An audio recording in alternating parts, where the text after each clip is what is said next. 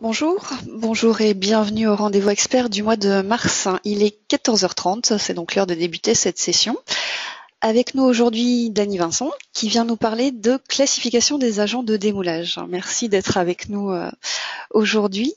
Euh, alors vous intervenez avec votre casquette membre du CINAD, mais il n'est pas inutile de préciser que vous travaillez sur les produits de construction en tant qu'ingénieur chimiste.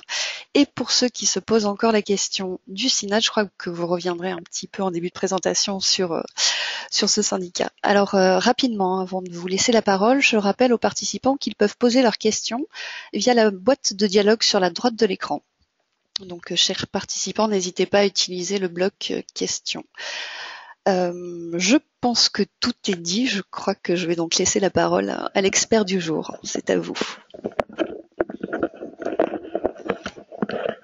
Merci et bonjour à tous. Je m'appelle Dany Vincent, je suis ingénieur chimiste, je travaille dans la formulation des produits destinés à la construction et plus particulièrement à l'obtention des beaux bétons de parement. Et j'interviens aujourd'hui au titre du CINAD.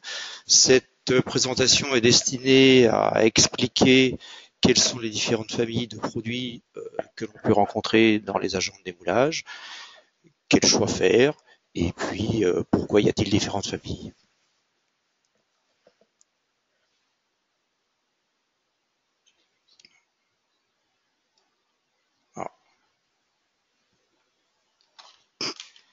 En petite société technique, voilà.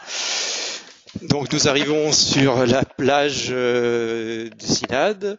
Donc le CINAD, c'est un syndicat professionnel qui regroupe, qui a été créé il y a une cinquantaine d'années et qui regroupe la plupart des fabricants d'adjuvants français ou ayant une activité en France, et on retrouve 8 sociétés qui représentent 95% des adjuvants vendus sur le marché français. Le CINAD est affilié à l'UNICEM, qui est donc l'Union nationale des industries, des carrières et des matériaux de construction, et également à l'EFCA, qui est un petit peu le syndicat européen, la fédération des syndicats européens des adjuvantiers. Donc l'activité du CINAD était d'abord focalisée sur tous les adjuvants du béton, les plastifiants, superplastifiants, etc.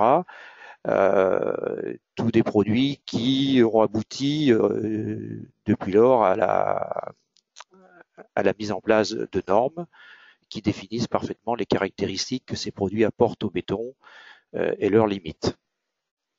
Mais le CINAD a également, depuis quelques années, d'autres produits qui rentrent dans son portfolio, comme les produits de cure, les fibres, dans lesquels on trouve les macros et les macrofibres et les fibres micro, et puis des pigments, des agents de démoulage. Et c'est donc au titre des agents de démoulage aujourd'hui que nous avons cette présentation.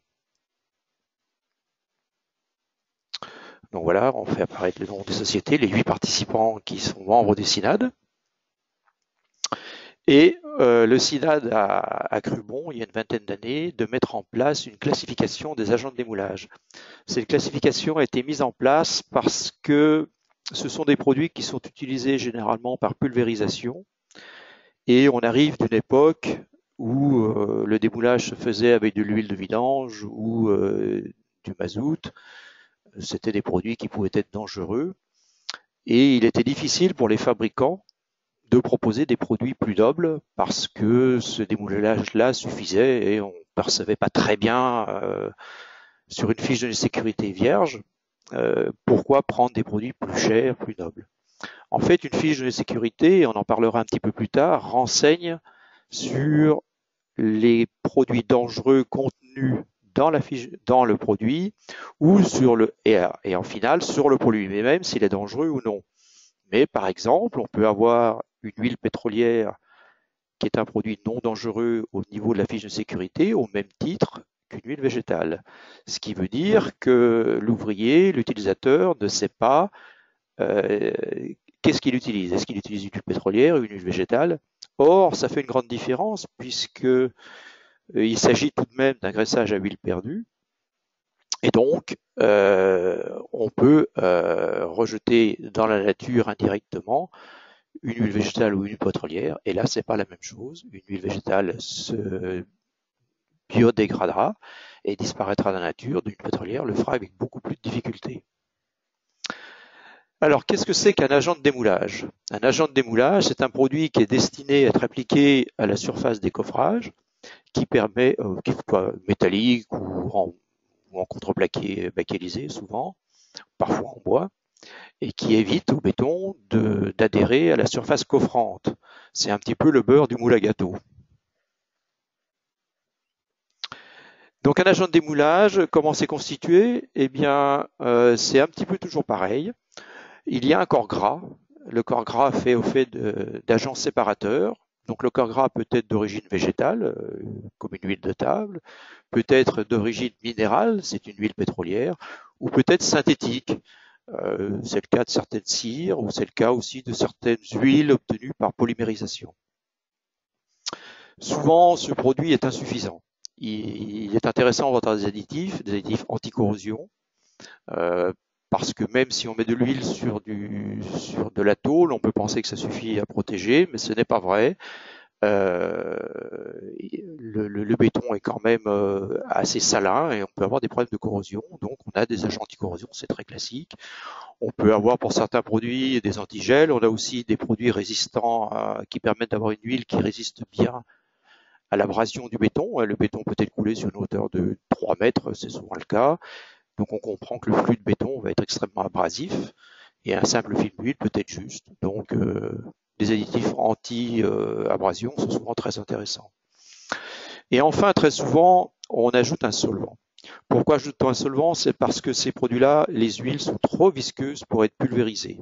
Or, on le verra plus loin, la quantité déposée est un élément clé pour obtenir de beaux bétons. Donc, il faut avoir une huile relativement fluide. Donc, il existe plusieurs types de solvants en fonction des produits. On peut avoir un solvant pétrolier, donc minéral. On peut avoir de l'eau lorsque l'agent de démoulage est en émulsion, ou on peut avoir également un solvant végétal. Un solvant végétal est un produit dérivé des huiles végétales.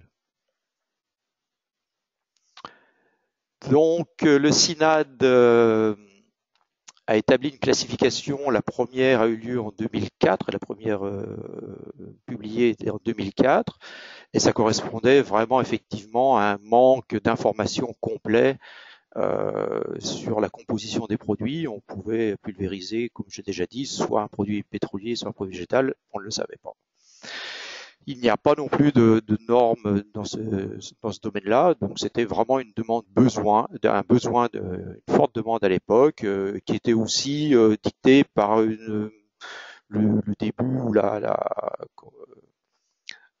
l'entrée en vigueur de normes environnementales ou d'une attitude plus environnementale.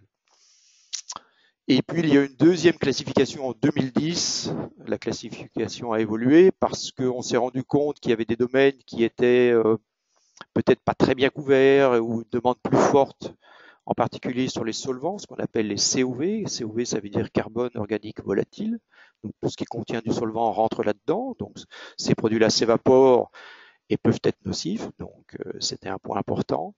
Et il y avait aussi la biodégradabilité. Une partie de l'huile peut tomber au sol, peut être amenée à polluer le sol, et il était important de faire des tests de biodégradabilité, de séparer les produits en fonction de leur nuisance vis-à-vis de l'environnement. Voilà. Et une partie hygiène aussi a été rajoutée à cette époque-là. C'est une classification qui n'a duré que quelques années, puisque en 2015 est arrivée une nouvelle réglementation internationale qu'on appelle la réglementation CLP, Classification Labeling and Packaging. Cette classification a complètement revu les conditions d'attribution des phrases de sécurité qui font partie qui peuvent faire partie de la fiche de données de sécurité ou de l'étiquette réglementaire apposée sur l'emballage contenant le produit. Donc, il fallait que notre classification soit en accordance avec la réglementation. Et il y a eu d'autres petites mises à jour aussi au fil du temps parce qu'on s'est rendu compte que pour des raisons techniques, certains produits végétaux devaient être un peu différents et ont été classés différemment. Et toute cette classification, ainsi que vous le verrez plus tard, elle s'accompagne d'un système de lecture extrêmement simple, à base de gouttes blanches ou de gouttes noires. Globalement, plus le produit a de gouttes noires, plus le produit est bon pour l'environnement et sécuritaire pour l'utilisateur. Et c'est un moyen de lecture extrêmement simple qui apparaît dans un cartouche SINAD appliqué sur l'étiquetage. Ça permet à l'utilisateur de comprendre que le produit qu'il utilise est plus ou moins bon. Donc cette classification, elle se présente comme sur la vue qui s'affiche. On a ici un extrait du tableau principal où on retrouve les différentes appellations d'huile, ce sont les familles, une définition succincte qui permet de donner une idée de ce dont le produit est composé, un pavé sur la sécurité feu, le produit est-il plus ou moins inflammable, un pavé sur l'hygiène qui là est directement lié aux phrases de données de sécurité, aux phrases de risque qui se trouvent dans la fiche de sécurité. Les COV, ça tient compte donc des solvants possibles. Et enfin, la biodégradabilité, qui est un élément clé aujourd'hui. Donc, si on décompose cette classification, on s'aperçoit qu'il y a une première famille, et c'est celle qui est mise en haut de la feuille parce qu'elle est mise en valeur par le SINAD, qui est le végétal. Donc, les huiles à base d'huile végétale. Pour votre anecdote, très souvent, c'est l'huile de colza alimentaire qui est utilisée. Et on a trois familles dans cette famille des végétales. Le pur végétal, donc le produit ne contient que des matières premières d'origine végétale, donc probablement des huiles végétales ou des solvants d'origine végétale éventuellement. Alors, on indique à plus de 95% parce que, en fait, vous l'avez compris, il y a une partie d'additifs qu'on considère être entre 0 et 5%. Donc ces huiles pures végétales ont des caractéristiques comme une biodégradabilité élevée, ça correspond à une norme, donc plus de 60%, ça correspond à une norme qui les classifie en facilement biodégradables. En dessous de 60%, on n'est pas facilement biodégradable. On donne également un point éclair de plus de 100 degrés, ça veut dire que le produit ne s'enflamme pas au contact d'une flamme en dessous de 100 degrés. C'est un petit peu comme la poêle à frire, il faut mettre l'huile sur le gaz pour que ça brûle. Donc ces huiles n'ont pas de pictogramme de sécurité. Et c'est une huile très couramment vendue, très couramment utilisée. Et on trouve également une autre famille qui est à base d'émulsion d'huile végétale. Une des façons de réduire la viscosité, on l'a vu avant, ça consiste à diluer avec de l'eau. Donc on fait une émulsion, c'est un petit peu la vinaigrette de la ménagère. Et donc, on retrouve des caractéristiques qui sont extrêmement proches du produit supérieur, puisqu'on est uniquement en huile végétale. Et enfin, il y a une famille qu'on a appelée végétale, qui n'est pas pure végétale, parce que cette famille peut contenir un petit peu de solvant, c'est ce qui explique un point éclair un petit peu plus bas. Elle peut contenir un peu de solvant parce qu'on l'a vu tout à l'heure, avoir un produit pur végétal, pure huile végétale, c'est très difficile à appliquer. Ça dépose aussi des quantités importantes à la surface des gaufrages du fait de la forte viscosité et ça peut être un problème, comme on le verra également plus loin. Une autre famille qui a été nouvellement créée dans cette classification 2015 est à base végétale. Ça sous-entend que les produits sont composés essentiellement d'huile végétale ou de base végétale, enfin de produits d'origine végétale, donc à plus de 50%. Mais pour des raisons techniques, on ne peut pas toujours utiliser un produit uniquement végétal. Souvent, les huiles végétales ont tendance à former des films un petit peu collants par polymérisation. Donc, par exemple, si on a un coffrage qui reste exposé 1 ou 2 jours au soleil, on peut avoir un film qui devient collant et ce n'est pas utilisable. Les huiles végétales sont également assez sensibles à la chaleur. Donc, il est parfois bon d'avoir un mélange, pour des raisons techniques, entre une huile pétrolière et une base végétale, par exemple. Et ce qui explique cette famille. Cette famille, elle a été rendue obligatoire parce que la pratique a montré qu'on ne pouvait pas toujours démouler avec du 100% végétal. Donc dans cette famille base végétale, on a donc une majorité d'huile végétale dans le produit, plus de 50%. Le reste peut être de l'huile pétrolière ou d'huile de synthèse, avec ou sans solvant, qui explique les deux sous-familles en quelque sorte.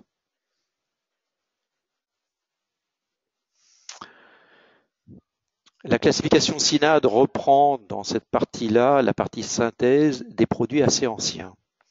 Les produits dits synthèse sont des produits fabriqués à partir d'huiles de synthèse.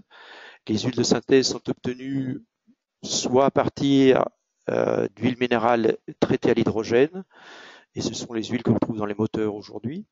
Ce sont des huiles extrêmement claires qui contiennent extrêmement peu de polluants et qui permettent d'obtenir donc des bétons de belle qualité, parce que très souvent on évite d'utiliser des huiles sombres pour utiliser des bétons de belle qualité, on peut avoir des taches.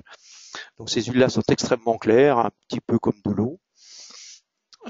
Ces produits-là ne sont pas biodégradables, et c'est la plus grande différence que l'on peut faire avec les produits qu'on a vus auparavant, qui étaient soit totalement biodégradables, soit partiellement biodégradables. Ici, on ne l'est pas. On ne l'est pas. Par contre, au niveau performance, on a des produits qui permettent de laisser des coffrages à l'air pendant plusieurs jours en plein soleil. On peut, dans certaines usines de préfabrication, chauffer les bétons jusqu'à presque 100 degrés, un petit peu moins, disons, 90, sans se dégrader, contrairement aux huiles végétales. Donc ça fait des produits techniques, indispensables, et qui ont encore de belles ventes actuellement. Donc cette famille est subdivisée soit en pure synthèse, donc c'est un produit qui globalement ne contient pas de solvant. Donc on a vraiment une huile fluide, pure, avec ses additifs bien sûr. On a ensuite l'émulsion de synthèse, à l'instar de la base des huiles végétales qu'on a vu tout à l'heure. On a donc la possibilité d'avoir le même produit en émulsion dans l'eau. Alors là, j'en profite pour dire un petit mot sur les émulsions. Ce sont des produits qui paraissent très sympathiques parce qu'ils sont dans l'eau et pas dans un solvant et ils sont fluides. Il y a quand même beaucoup d'inconvénients sur le chantier parce que ces produits-là gèlent et sont détruits par le gel, ou ces produits-là peuvent être facilement séparés lorsque la cuve ou le fût est exposé au soleil. La stabilité est quand même moins bonne. On reste dans la vinaigrette dont je vous parlais tout à l'heure. Et enfin, on trouve des huiles dites de synthèse, où on a un mélange entre une huile de synthèse et un solvant pour faciliter la fluidité. C'est parfois nécessaire. Il y a une autre famille qui est la famille minéral 9. Donc minéral, ça veut dire pétrolier. Donc dans cette famille-là, sur laquelle on a quand même de moins en moins de caractéristiques au fur et à mesure que l'on descend le tableau, l'huile minérale neuve, c'est une huile pétrolière neuve qui est un petit peu colorée, qui est un produit qui existe encore. Ça représente encore à peu près 30% des ventes. Mais ce sont des produits qui sont très efficaces, qui sont plutôt bon marché. Donc, ils ont un attrait par leur prix plutôt bas. On peut trouver de l'émulsion d'huile minérale neuve de la même façon qu'on a pu trouver de l'huile végétale en émulsion ou de l'huile de synthèse en émulsion. Et enfin, il y a une dernière famille sur laquelle le CINAD ne donne pratiquement rien, qui sont les huiles recyclées ou les émulsions d'huile recyclées. La classification de CINAD a été mise en place très clairement en 2004 puis ensuite pour combattre ce type de produit. Clairement, la volonté du CINAD, c'était de promouvoir l'utilisation des huiles de démoulage et d'expliquer, de promouvoir de faire la promotion des huiles de démoulage propres. Donc de favoriser d'abord les huiles végétales qui sont dans le haut du tableau, puis les huiles de synthèse, enfin les huiles pétrolières, et on parle des huiles recyclées parce que ça existe, et ça représente encore en France environ 20 à 25% du marché. Mais on vient de très loin, et je pense qu'on peut remercier le CINAD. Il y a 20 ans, les huiles recyclées représentaient peut-être 80% du marché. On comprend bien qu'au niveau santé d'utilisateur ou environnement, ce n'est pas l'idéal. Ce sont des huiles qui viennent de l'industrie, parfois des transformateurs électriques, qui sont donc nettoyés, filtrés, et souvent ça s'arrête là. Donc il y a une traçabilité qui est très moyenne, on n'est pas très sûr des compositions, et tout l'objectif de la classification du CINAD, c'était d'orienter nos clients vers des huiles plus performantes au niveau de la santé, de l'environnement, mais aussi plus chères. Et on comprend bien qu'une huile végétale extraite de graines par pressage, etc., et il faut cultiver les champs, c'est plus compliqué que de récupérer de l'huile recyclée, ça coûte plus cher. Et cette démarche que le CINAD a entreprise il y a maintenant presque 20 ans a été extrêmement profitable puisqu'on a réussi à épurer, je pense que c'est le terme qui convient, à épurer le marché et qu'aujourd'hui les huiles végétales représentent à peu près 50% des utilisations en France. Donc c'est vraiment une grande victoire.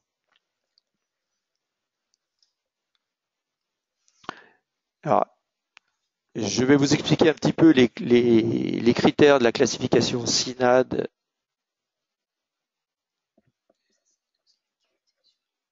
et comment on est arrivé à faire cette classification. Donc si vous vous souvenez de ce qu'on a vu dans la 3 ou 4e slide, le critère feu était un critère important. Donc on l'a exprimé par un nombre de gouttes. Donc lorsque le point clair est inférieur à 61 degrés, on n'a pas de gouttes. Donc le point clair, c'est la température à laquelle un produit s'enflamme au contact d'une flamme. Donc il y a une méthode précise où on a un peu de liquide dans une coupelle et on approche une flamme, la coupelle est chauffée. Et pour donner un ordre d'idée, l'essence de voiture, c'est à peu près moins 40. L'alcool comme celui qu'on trouve dans le whisky, l'alcool éthanol, quand il est pur, c'est à peu près 15 degrés, donc ça s'enflamme pas si facilement que ça. Donc c'est pour ça qu'il faut chauffer ces bananes flambées pour pouvoir les enflammer. Et par exemple, le gasoil s'enflamme à peu près à 70 degrés. Et une huile s'enflamme au-delà de 100, en général 150 voire 200 degrés. Donc plus le point éclair est bas, plus le risque d'inflammation est grand. On pense aux utilisateurs qui peuvent fumer ou travailler ou meuler à côté d'un fût ou d'un jerrycan. Le risque, il est là. La réglementation considère qu'au-delà de 61 degrés, on n'est pas inflammable. Et donc, le CINAD a décidé que le critère maximum était obtenu au-delà de 100 degrés, quand vraiment on se trouve dans des conditions d'inflammabilité très difficiles, et qu'il n'y a pas de risque en fait.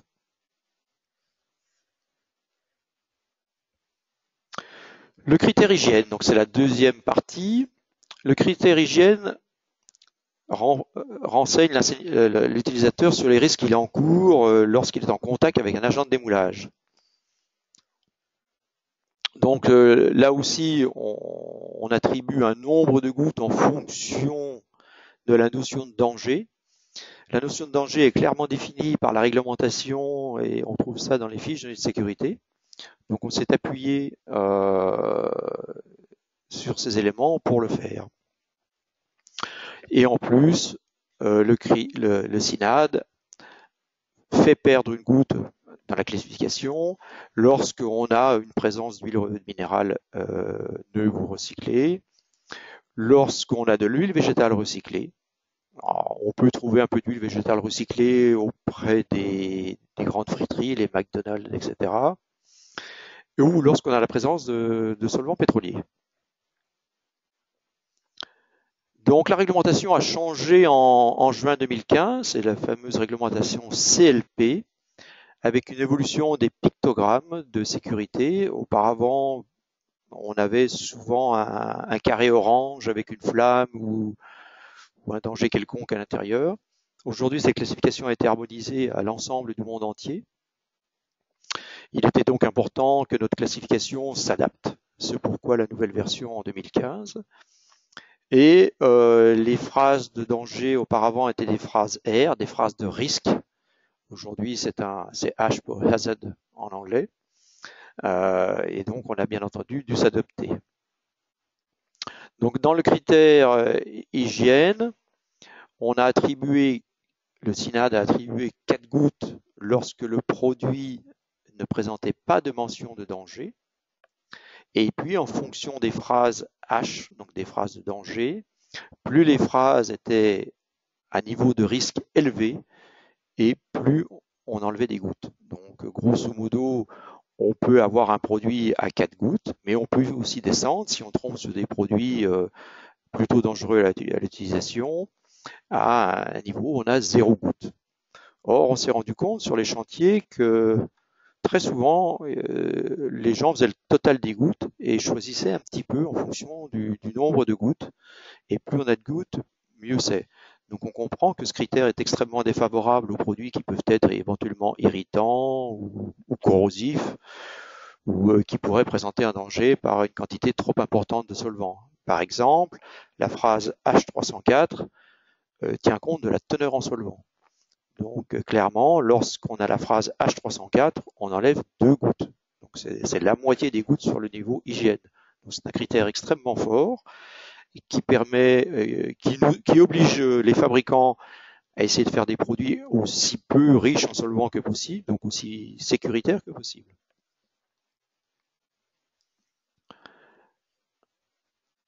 Dans le critère hygiène, on se sert donc de la fiche de sécurité.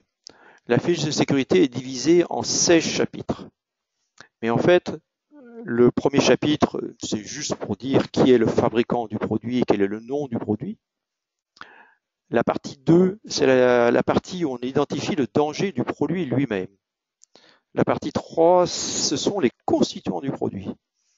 Or, le CINAD a décidé de ne s'adresser qu'aux seuls critères de la partie 2, qui concerne donc le produit lui-même. C'est-à-dire qu'un produit peut contenir, et ça on le vit tous les jours, en section 3, un petit peu d'un produit qui peut être irritant, mais la dilution totale, par exemple 1% de produit irritant, mais si la dilution totale à 100% avec de l'huile neutre, non dangereuse, fait que le produit ne devient pas dangereux. C'est toujours la notion de dose qui est une notion importante. C'est un petit peu comme les médicaments. Un peu de médicaments, ça vous soigne. Beaucoup de médicaments, ça peut vous tuer. Donc le médicament ici apparaît en section 3, c'est un produit qui va être un anti-corrosion ou un anti-abrasion. S'il était pur, ça pourrait être un produit toxique. S'il est dilué dans une huile végétale à par exemple 1%, les 99% d'huile végétale vont atténuer sa dangerosité et le législateur en a tenu compte. Et donc, nous aussi. Donc la classification de nos produits au niveau du critère hygiène est dictée par la section 2 de la fiche de sécurité, c'est-à-dire de la dangerosité du produit lui-même et non pas de ses constituants dilués. Ses constituants purs, pardon. Là, un autre critère est le critère COV. Donc les COV, ce sont les composés organiques volatiles. Ça veut dire les composés volatiles, globalement, ce sont ceux qui ont un point d'ébullition inférieur à 250 degrés. Donc ça concerne presque tous les solvants. Une huile a un point d'ébullition souvent de 280 à 300 degrés. Donc en fait, tout ce qui est à base de carbone, donc de nature organique, ça peut être un solvant d'origine végétale dans certains cas, ou un solvant pétrolier, ou un solvant hydrocarboné, ou même à base d'oxygène, de carbone et d'oxygène, sont des produits qui font partie des COV. Donc ces produits-là, le CINAD en a tenu compte parce que ces produits-là ont un impact sur la santé et ont aussi un impact sur l'environnement. L'impact sur la santé, ça peut être l'odeur. Un solvant, on en trouve par exemple dans les peintures, donc certains les produits de nettoyage, les vernis à ongles. Donc ça sent mauvais. Alors là, tout est question de quantité. Encore une fois, le vernis à ongles, ce sont de toutes petites quantités. Mais si on pulvérise plusieurs litres d'huile de décoffrage par jour, on comprend bien que c'est un point très important et qui peut avoir une influence sur les capacités respiratoires, qui peut être irritant, qui peut même être agressif pour la peau, par exemple. Donc c'est un point très important, d'où l'intérêt du critère COV que d'essayer de réduire sa quantité dans le démoulant. Ça a aussi un impact sur l'environnement. Ces produits-là s'évaporent, donc on parle de solvant, hein, carbone organique volatile. Donc ça veut dire que ces produits-là vont se retrouver dans l'atmosphère, vont participer à l'effet de serre en créant un nuage et peuvent également, un petit peu à l'instar d'autres particules, et peuvent également réagir avec l'ozone, par exemple, dans la haute atmosphère, pour former des composés peroxydés, composés qui peuvent être toxiques ou irritants. Donc le critère COV s'est vu attribuer également un nombre de gouttes de 3 gouttes. On a besoin des solvants très souvent, on peut parfois s'en passer grâce à l'eau, ou parfois grâce à la formulation. Et en fait, le CINAD a simplement décidé que le nombre de gouttes était attribué en fonction de la concentration de COV dans le produit. Donc lorsqu'il n'y a pas de COV, on est à 3 gouttes pleines, donc on est dans le meilleur des cas possible, puisque l'environnement et l'utilisateur sont parfaitement protégés. Et lorsqu'on a une quantité importante de COV, on peut tomber à 0 goutte, ce qui est un critère extrêmement défavorable pour l'étiquetage du produit concerné. Et enfin, le dernier critère est le critère de biodégradabilité. Comme on l'a dit, c'est un graissage qui est quand même partiellement à huile perdue. On peut avoir des gouttes qui tombent sur le sol s'il y a des excès, par exemple. Et donc, il devient important de comprendre ce que devient ce produit. Et c'est toute la démarche du CINAD que d'avoir voulu, pour les huiles végétales, mettre en place un critère biodégradabilité. Donc, on s'appuie là sur une norme internationale existante qui permet de dire comment est-ce qu'on fait le test, comment est-ce qu'on mesure la performance de biodégradabilité et comment on le classe, soit facilement, soit non facilement biodégradable. Donc c'est un test qui se fait dans des conditions de laboratoire, dans lesquelles on met des bactéries en contact avec l'huile d'émoulage dans des conditions bien précises, et on mesure le développement des bactéries qui vont grignoter les matériaux présents, donc l'huile de l'émoulage, et plus elle le grignote vite, plus le produit est biodégradable. C'est un test qui se fait sur 28 jours, et au-delà de 60% de biodégradabilité de l'huile, on considère que l'huile est facilement biodégradable. Donc ce critère s'est également vu attribuer un nombre de gouttes, et c'est un critère qui tient compte de la quantité de produits biodégradables dans l'agent de démoulage. On a vu tout à l'heure que les huiles végétales pouvaient être constituées de 100% d'huile végétale, c'est le cas de l'huile pure végétale et des émulsions végétales. Donc dans ce cas-là, c'est 100% de la formule qui est biodégradable, enfin qui est concernée par le test de biodégradabilité. Mais on a aussi des produits mixtes pour des raisons techniques. Or, il est peut-être quand même préférable, si on est obligé techniquement d'avoir un mixte huile végétale et huile pétrolière par exemple, que 100% d'huile pétrolière. Donc dans ce cas-là, on a considéré le test sur la partie biodégradable. Ce qui explique que les produits peuvent évoluer de 3 gouttes lorsqu'on est en pur végétal, à 2 gouttes lorsque la moitié du produit est d'origine végétale, et à 0 gouttes lorsque le produit n'est pas du biodégradable en fonction du test de la norme internationale.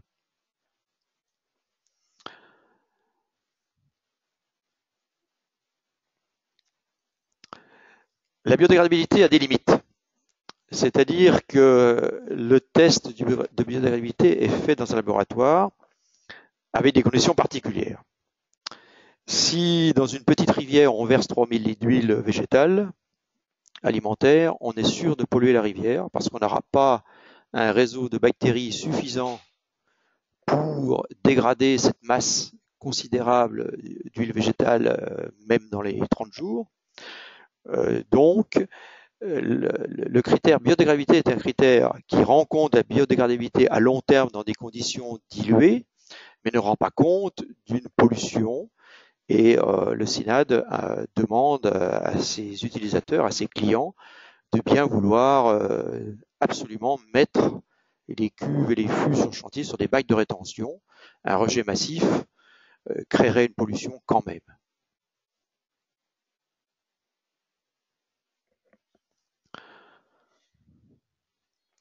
Donc dans le critère biodégradabilité, on voit donc que les produits d'origine végétale pure, donc la partie verte, sont des produits extrêmement facilement dégradables et en majorité biodégradables. Donc dans ces conditions, le CINAD a décidé d'attribuer un trèfle vert, un petit logo, qui est la marque d'un produit fortement recommandé pour des chantiers HQS ou pour l'utilisation de produits extrêmement respectueux dans l'environnement. Les produits qui ne bénéficient pas d'un nombre de gouttes d'au moins 3 n'ont pas droit à ce critère, ce qui permet de les différencier.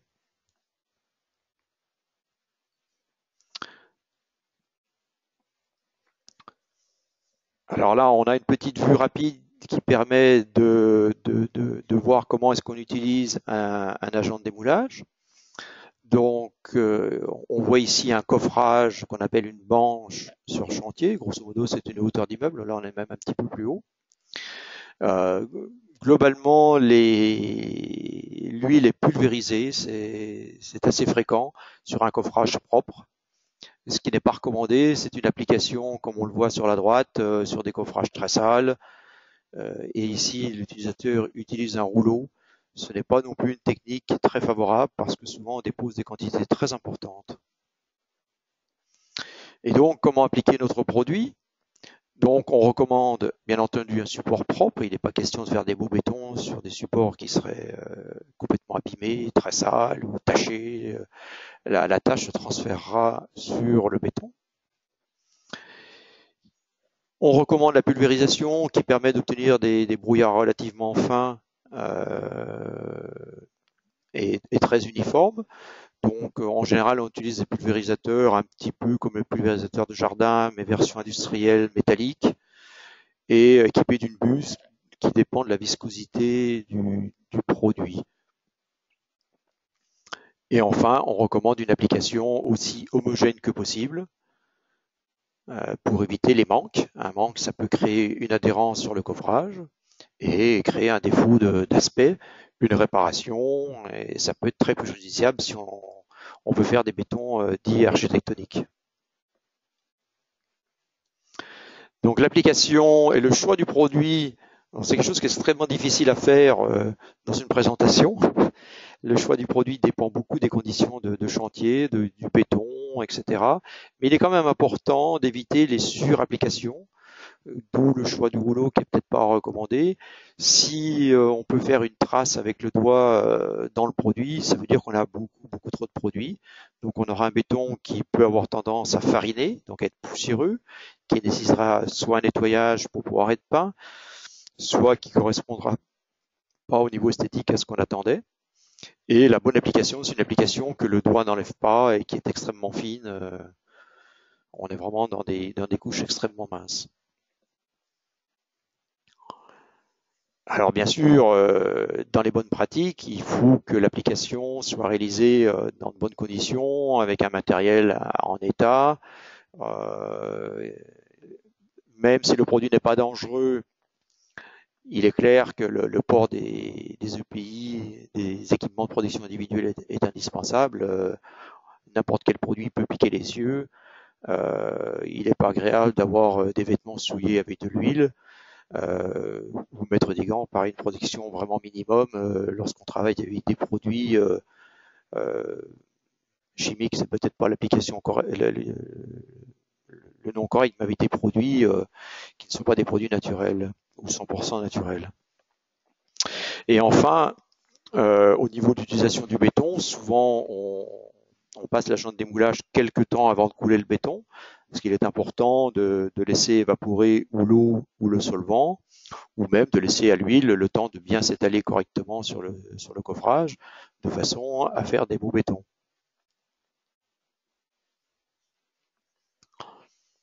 Donc en ce qui concerne les bonnes pratiques, je reviens sur un point qui pour nous est un point important, c'est celui du stockage.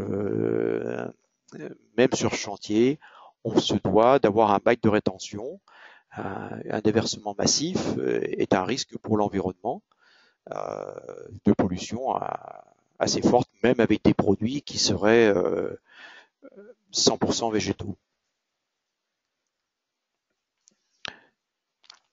Alors, le choix de l'agent de démoulage, ça c'est quelque chose de compliqué pour lequel il existe à peu près autant d'exceptions que de règles. Sinon, beaucoup plus d'exceptions que de règles. Mais globalement, on peut tirer quand même une espèce de tendance. Lorsqu'on a un chantier HQE, on n'a pas vraiment de solution. On est obligé de prendre un produit dans la famille végétale, puisqu'on est contraint par cette démarche de qualité environnementale d'avoir un produit facilement biodégradable. Dans une usine de préfabrication, souvent on a des rotations rapides avec des conditions de chauffage, souvent des vibrations plus cherche à faire du compactage maximum. Et l'huile de synthèse est bien adaptée. Et lorsqu'on a affaire à des coffrages qui sont en polyuréthane ou en ABS, ce sont des matières plastiques ou caoutchouc souples, dont c'est utilisé essentiellement en petite préfabrication ou parfois lorsqu'on veut donner de la structure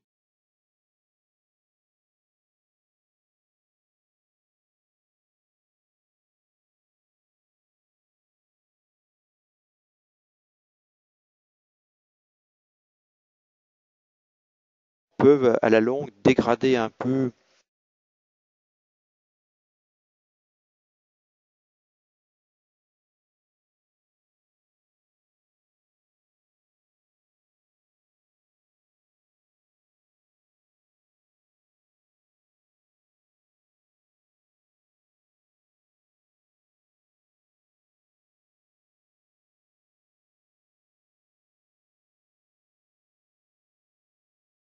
de type émulsion.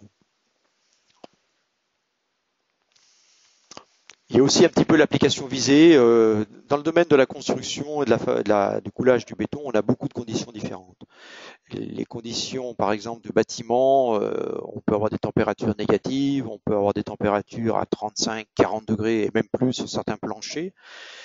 La hauteur de chute de béton peut être importante, l'état des coffrages, l'utilisateur sont des éléments qui jouent sur le choix du produit, c'est incontestable.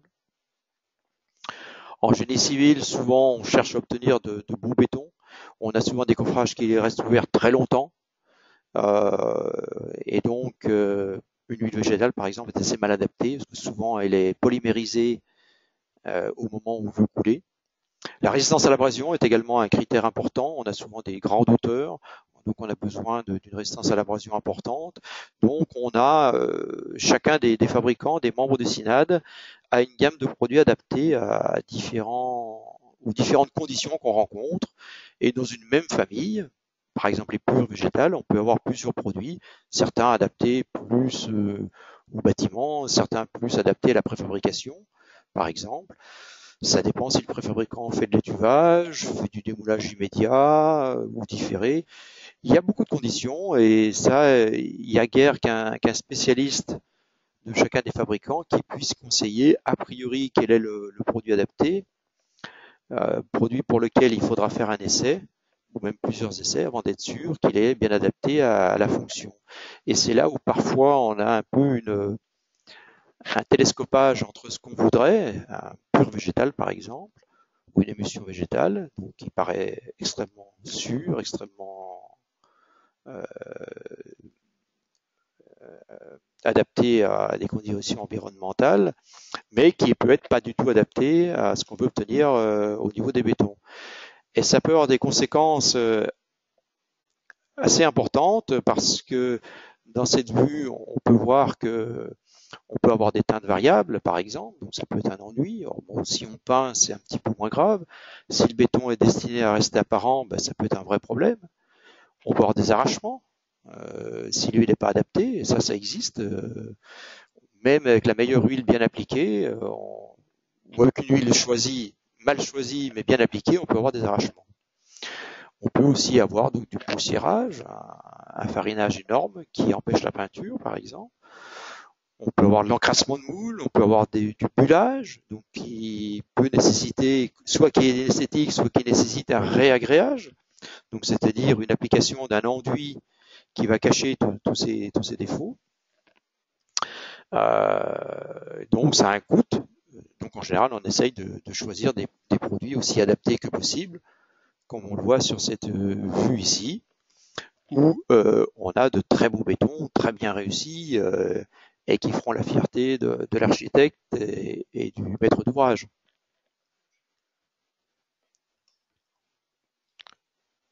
Voilà. Donc, c'est pour ça que le CINAD a créé cette classification pour expliquer à notre clientèle que les produits nobles peuvent être un peu plus chers, mais qu'ils garantissent une bien meilleure sécurité pour les utilisateurs et aussi une bien meilleure tolérance pour l'environnement que des produits qui pourraient être d'origine recyclée, par exemple.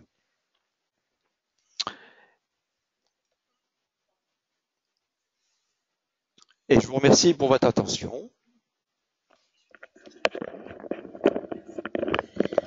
Merci pour cette présentation claire et précise.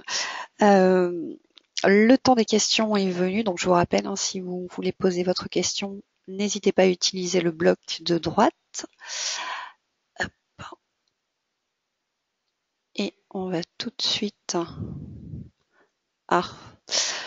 Donc on a eu un petit blanc. Donc le son a été coupé. Je crois que c'était au niveau de la slide sur les agents de démoulage, enfin l'agent de démoulage universel qui n'existe pas. Donc est-ce que vous pouvez revenir rapidement sur cette slide-là? Je vais juste la remettre. Hop.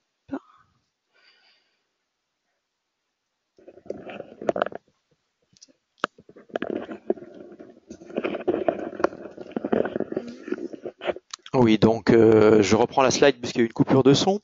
L'agent de démoulage universel n'existe pas, sinon ça se saurait.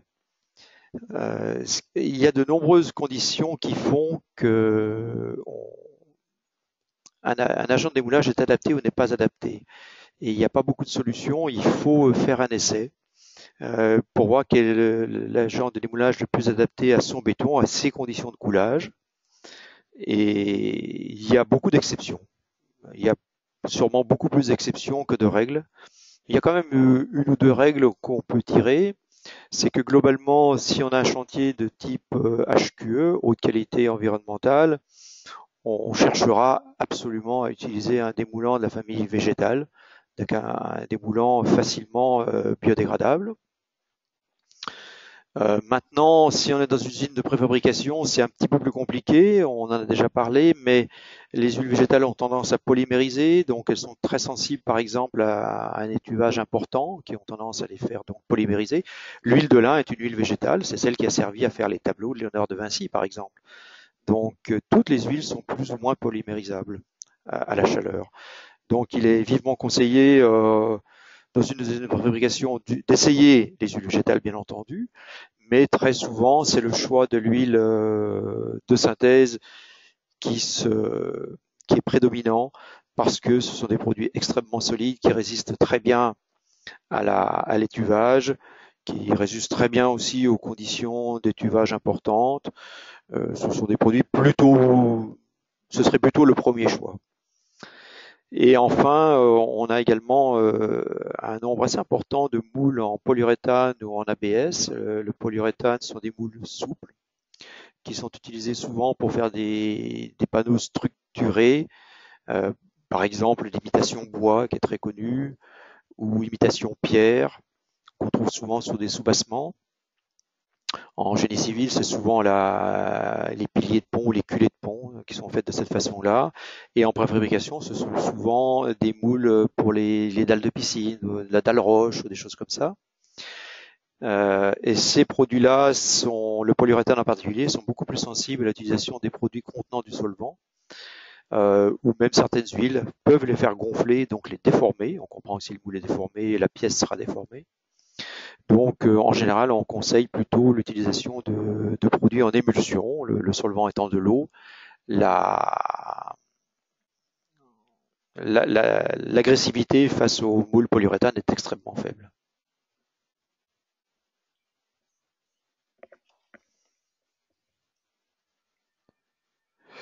Et puis toujours dans le choix du produit, eh bien, en fonction, par exemple, en génie civil, c'est assez difficile d'utiliser des huiles végétales puisque souvent les coffrages, comme on a un ferraillage important, restent ouverts très longtemps.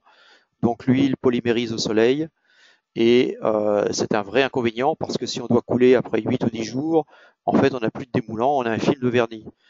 Donc dans ce cas-là, on est quand même limité et on passe sur des huiles souvent de synthèse. Euh, voilà, donc chaque condition de coulage pratiquement requiert un démoulant différent et même dans une seule famille, on peut avoir plusieurs produits. Toutes les sociétés ont plusieurs agents de démoulage végétal, plusieurs agents de démoulage pure synthèse ou d'émulsion de synthèse. Et la conséquence des choix non adaptés, ça peut être donc des teintes variables, des arrachements, même avec un produit qui est censé démouler, du farinage, de l'encrassement, etc.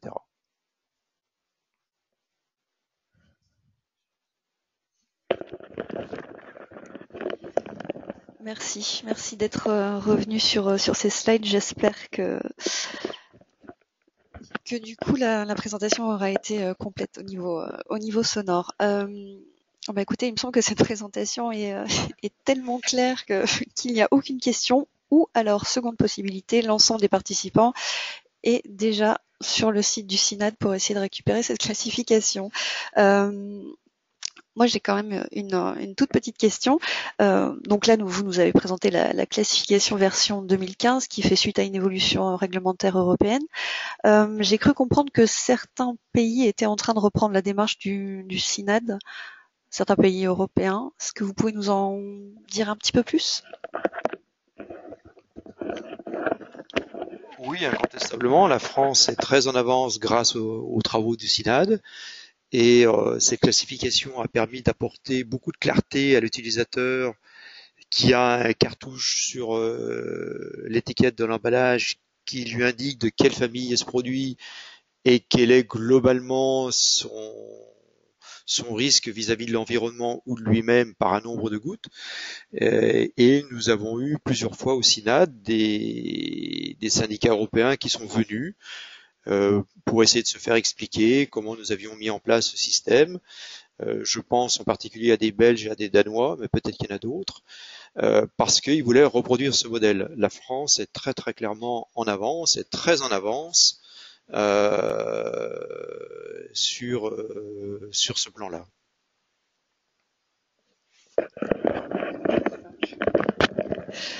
Merci. Écoutez, on va laisser 1 à 2 minutes aux participants pour poser leurs questions, s'ils en ont. Et puis, si tel n'est pas le cas, dans ce cas-là, nous allons clore cette session de rendez-vous expert. Donc, je rappelle aux participants, hein, n'hésitez pas à cliquer sur la droite de votre écran dans le petit bloc qui s'appelle questions. Et c'est votre question. On vous laisse 1 ou 2 minutes.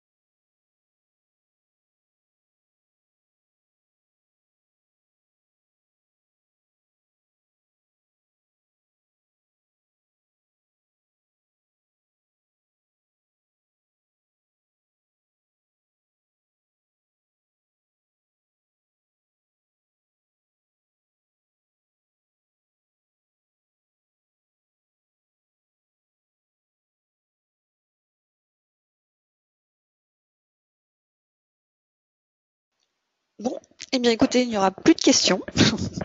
Donc du coup, je vous propose de conclure ce rendez-vous expert. Merci pour votre participation. Je vous donne d'ores et déjà rendez-vous pour le prochain rendez-vous expert sur les matériaux biosourcés. Il se déroulera le 27 avril. Merci, bonne journée et à bientôt.